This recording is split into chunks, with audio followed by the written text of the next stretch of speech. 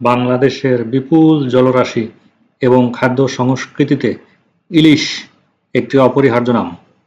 বাঙালির ঐতিহ্য, আবেগ এবং জাতীয় পরিচয়ের সাথে ওতপ্রোতভাবে জড়িত এই রূপালী মাছটি শুধু একটি খাদ্যই নয়, বরং বাঙালি সংস্কৃতি এবং অর্থনীতির একটি অবিচ্ছেদ্য অংশ।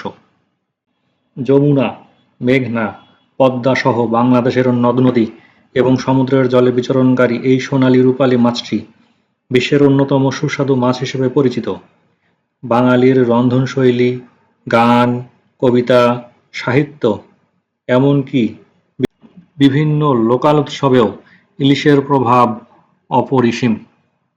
প্রতি বছর বাংলাদেশের অর্থনীতিতে ইলিশ মাছের অবদান প্রায় 12,000 কোটি টাকার বেশি, যা সামুদ্রিক মাছ আহরণের প্রায় 40% এবং মোট মৎস্য উৎপাদনের প্রায় 12%।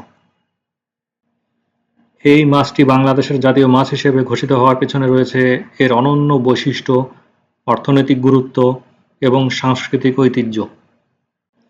সারা পৃথিবীর মোট উৎপাদিত ইলিশের শতকরা 85% হয় বাংলাদেশে, যা এই দেশকে ইলিশের রাজধানী হিসেবে পরিচিত দিয়েছে। 1971 সালের স্বাধীনতা-উত্তর বাংলাদেশে ইলিশ মাছ জাতীয় পরিচয়ের অংশ হিসেবে আরও গুরুত্ব পায়। 1998 সালে বাংলাদেশ সরকার ইলিশকে জাতীয় মাছ হিসেবে ঘোষণা করে, যা এর সাংস্কৃতিক এবং অর্থনৈতিক গুরুত্বকে স্বীকৃতি দেয়। বর্তমানে বাংলাদেশ বিশ্বের সবচেয়ে বেশি ইলিশ উৎপাদনকারী দেশ, যা বিশ্ব ইলিশ উৎপাদনের প্রায় 85% অবদান রাখে। প্রতি বছর প্রায় 6 লক্ষ মেট্রিক টন ইলিশ আহরণ করা হয়, যা দেশের মোট মৎস্য উৎপাদনের একটি উল্লেখযোগ্য অংশ। ইলিশ একটি অ্যানাড্রোমাস প্রজাতির মাছ, যা সমুদ্র থেকে নদীতে প্রজননের জন্য অভিপ্রয়াণ করে। এর জীবনচক্র অত্যন্ত আকর্ষণীয়। প্রতি বছর মূলত দুইটি মৌসুমে, অর্থাৎ ফেব্রুয়ারি-মার্চে এবং সেপ্টেম্বর-অক্টোবরে, ইলিশ মাছ সমুদ্র থেকে মিঠা পানির নদীতে প্রবেশ করে প্রজননের জন্য। একটি পূর্ণবয়স্ক স্ত্রী ইলিশ একেবারে প্রায় 1 থেকে 2 মিলিয়ন ডিম পাড়তে পারে। ডিম ফুটে পোনা বের হওয়ার পর এগুলি নদীর মিঠা পানিতে কিছুদিন থাকে এবং ধীরে ধীরে বড় হতে থাকে। এই সময়ে এরা জাটকা নামে পরিচিত হয়। পোনা মাছ যখন প্রায় 10 থেকে 15 সেন্টিমিটার আকারের হয়, তখন তারা নদী থেকে সমুদ্রের দিকে যাত্রা শুরু করে। সমুদ্রে ইলিশ মাছ পূর্ণ পরিপক্কতা অর্জন করে, যা সাধারণত 1 থেকে 2 বছর সময় নেয়। পরিপক্ক হওয়ার পর ইলিশ আবার প্রজননের জন্য নদীতে ফিরে আসে এবং এই চক্রটি পুনরাবৃত্তি হয়। ইলিশের এই অভিপ্রয়াণ চক্র মূলত মৌসুমী বৃষ্টিপাত, নদীর প্রবাহ, পানির তাপমাত্রা এবং লবণাক্ততার উপর নির্ভর করে। গবেষণায় দেখা গেছে, জলবায়ু পরিবর্তনের ফলে ইলিশের এই প্রাকৃতিক অভিপ্রয়াণ চক্রে পরিবর্তন আসছে, যা ভবিষ্যতে ইলিশ উৎপাদনকে প্রভাবিত করতে পারে। বাংলাদেশে ইলিশ মাছ মূলত বঙ্গোপসাগর এবং এর সংযুক্ত নদ-নদীতে পাওয়া যায়। দেশের বিভিন্ন অঞ্চলে ইলিশের অববাহিকা রয়েছে, তবে কিছু অঞ্চল বিশেষভাবে ইলিশ মাছের জন্য বিখ্যাত। যেমন মেঘনা নদী অববাহিকা ইলিশের জন্য সবচেয়ে বিখ্যাত। চাঁদপুর, লক্ষ্মীপুর, ভোলা, বরিশাল এবং নোয়াখালী জেলা হয়ে প্রবাহিত মেঘনা নদীতে প্রচুর পরিমাণে ইলিশ পাওয়া যায়। চাঁদপুরকে প্রায়ই ইলিশের রাজধানী হিসেবে অভিহিত করা হয়, কারণ এখানে সারা বছর সবচেয়ে বেশি ইলিশ ধরা পড়ে। পদ্মা নদী বাংলাদেশের ইলিশ উৎপাদনের অন্যতম প্রধান কেন্দ্র। পাবনা, রাজবাড়ী, শরীয়তপুর, রাজশাহী, মাদারীপুর, ফরিদপুর এবং চাঁদপুর জেলা হয়ে প্রবাহিত এই নদীতে প্রতি বছর বিপুল পরিমাণ ইলিশ ধরা হয়। বিশেষ করে শরীয়তপুর এবং চাঁদপুরের পদ্মা নদীর ইলিশ অত্যন্ত সুস্বাদু বলে পরিচিত। যমুনা নদী জামালপুর, সিরাজগঞ্জ, টাঙ্গাইল এবং ময়মনসিংহ জেলা দিয়ে প্রবাহিত।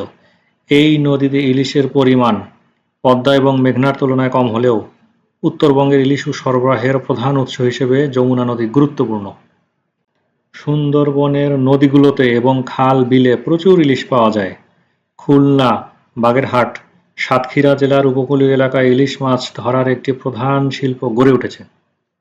এছাড়াও বরগুনা, নোয়াখালী, লক্ষ্মীপুর, পটুয়াখালী, কক্সবাজার, চট্টগ্রাম এবং ভোলা জেলার উপকূলীয় এলাকায় বঙ্গোপসাগর থেকে প্রচুর ইলিশ আহরণ করা হয়।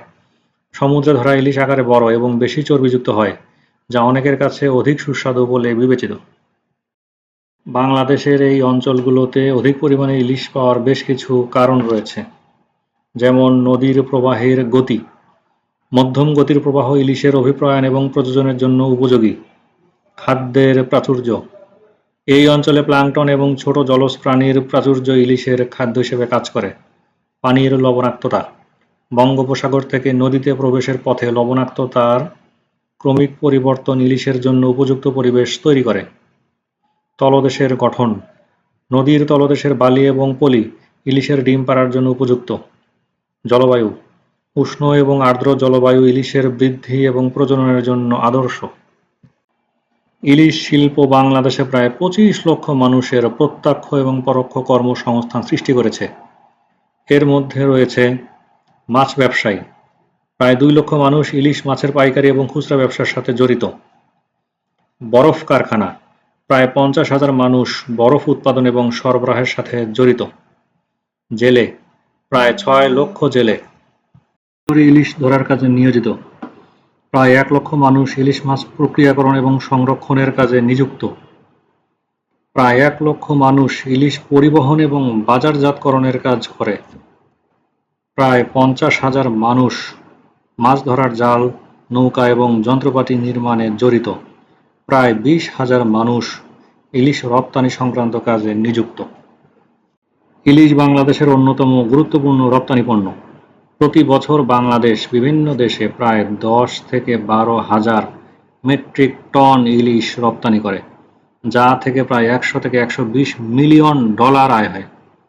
ভারত, মধ্যপ্রাচ্য যেমন কুয়েত, সৌদি আরব, কাতার, সংযুক্ত আরব আমিরাত, মার্কিন যুক্তরাষ্ট্র, যুক্তরাজ্য, অস্ট্রেলিয়া, ইউরোপের বিভিন্ন দেশ এবং এশিয়ার অন্যান্য দেশে বাংলাদেশ ইলিশ রপ্তানি করে।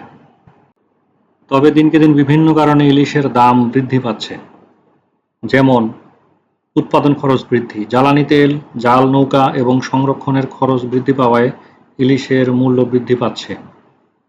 প্রজননকালে আহরণ নিষেধাজ্ঞা। জেলেদের প্রায় 4 থেকে 5 মাস আহরণ থেকে বিরত রাখায় সাপ্লাই কমেছে। জলবায়ু পরিবর্তন। জলবায়ু পরিবর্তনের কারণে ইলিশের প্রজনন এবং বৃদ্ধিতে প্রভাব পড়েছে, যা উৎপাদন ব্যাহত করছে। চাহিদা বৃদ্ধি। জনসংখ্যা বৃদ্ধি, আয় বৃদ্ধি এবং প্রবাসী বাঙালিদের চাহিদা বৃদ্ধির কারণে ইলিশের চাহিদা বেড়েছে।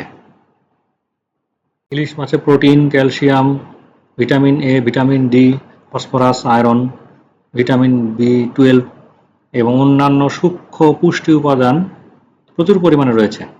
বিশেষ করে এতে ওমেগা-3 ফ্যাটি অ্যাসিড প্রচুর পরিমাণে আছে, যা শিশুদের স্বাস্থ্যের জন্য অত্যন্ত উপকারী। বাংলাদেশের জাতীয় মাছ ইলিশ এখন বিশ্বব্যাপী পরিচিত হলেও এর সংরক্ষণ এবং টেকসই উৎপাদন নিশ্চিত করা একটি বড় চ্যালেঞ্জ। ইলিশ মাছের সংখ্যা এবং উৎপাদন বাড়ানোর লক্ষ্যে বাংলাদেশ সরকার বিভিন্ন পদক্ষেপ গ্রহণ করেছে। এই ইলিশ সংরক্ষণের প্রধান চ্যালেঞ্জগুলোর মধ্যে রয়েছে জাটকা ধরা নিষিদ্ধকরণ। জাটকা বা ছোট ইলিশ ধরার ফলে ইলিশের প্রাকৃতিক বৃদ্ধি ব্যাহত হচ্ছে। প্রতি বছর প্রায় 30 থেকে 40,000 মেট্রিক টন জাটকা অবৈধভাবে ধরা হয়, যা ইলিশের সামগ্রিক জনসংখ্যাকে কমিয়ে দিচ্ছে। জলপথ পরিবর্তন এবং নদী ভরাট। নদী ভরাট, বাঁধ নির্মাণ এবং জলপথের পরিবর্তনের ফলে ইলিশের প্রাকৃতিক অভিপ্রয়াণ পথ বাধাগ্রস্ত হচ্ছে। বিশেষ করে ফারাক্কা বাঁধের কারণে পদ্মা নদীতে পানির প্রবাহ কমে যাওয়ায় ইলিশের অভিপ্রয়াণে বাধা সৃষ্টি হচ্ছে। শিল্প ও কারখানার বর্জ্য নদীতে নিষ্কাশন। প্লাস্টিক দূষণ, তেল নিঃসরণ এবং অন্যান্য পরিবেশগত দূষণের কারণে ইলিশের প্রাকৃতিক আবাসস্থল ক্ষতিগ্রস্ত হচ্ছে। এটি ইলিশের প্রজনন এবং বৃদ্ধিকে বাধাগ্রস্ত করছে। ইলিশের বাড়তি চাহিদা এবং বাণিজ্যিক মূল্য বৃদ্ধির কারণে অতিরিক্ত আহরণ একটি প্রধান সমস্যা। বিশেষ করে প্রজনন মৌসুমে ইলিশ আহরণ করায় প্রজনন ক্ষমতা কমে যাচ্ছে। প্রতি বছর আনুমানিক প্রায় 1 থেকে 1.5 লক্ষ মেট্রিক টন ডিম সহ ইলিশ ধরা হয়, যা পরবর্তী প্রজন্মের জন্য অত্যন্ত হুমকি। প্রিয় দর্শক, ঢাকা এবং আশেপাশের শহরগুলোতে বহুতল ভবনে প্রায়শই অগ্নিকাণ্ডের ঘটনা ঘটে থাকে। এই অগ্নিকাণ্ডের ঘটনা পূর্বের তুলনায় দিন দিন যেন বৃদ্ধি পাচ্ছে। একটি ভবন যথাযথভাবে কোড ভিত্তিক ডিজাইন করা হলে অগ্নিকাণ্ডের সময় প্রাণহানির সংখ্যা অনেকাংশে রোধ করা সম্ভব হয়। যেমন ইমার্জেন্সি এক্সিট স্টেয়ারের প্রবিধান এবং বিল্ডিংয়ে যথাযথ পরিমাপে ওপেনিং রাখা হলে অগ্নিকাণ্ডের সময় প্রাণহানির সংখ্যা কমে যায়। তাই যথাযথ নিয়মে বিল্ডিং কোড অনুসরণ করে ভবন নির্মাণ এবং নকশা প্রস্তুতের কোনো বিকল্প নেই। কোড ভিত্তিক বিল্ডিং ডিজাইনের জন্য ডেসক্রিপশন বক্সে দেখানো নম্বরে যোগাযোগ করুন। প্রকৌশলী আহসান।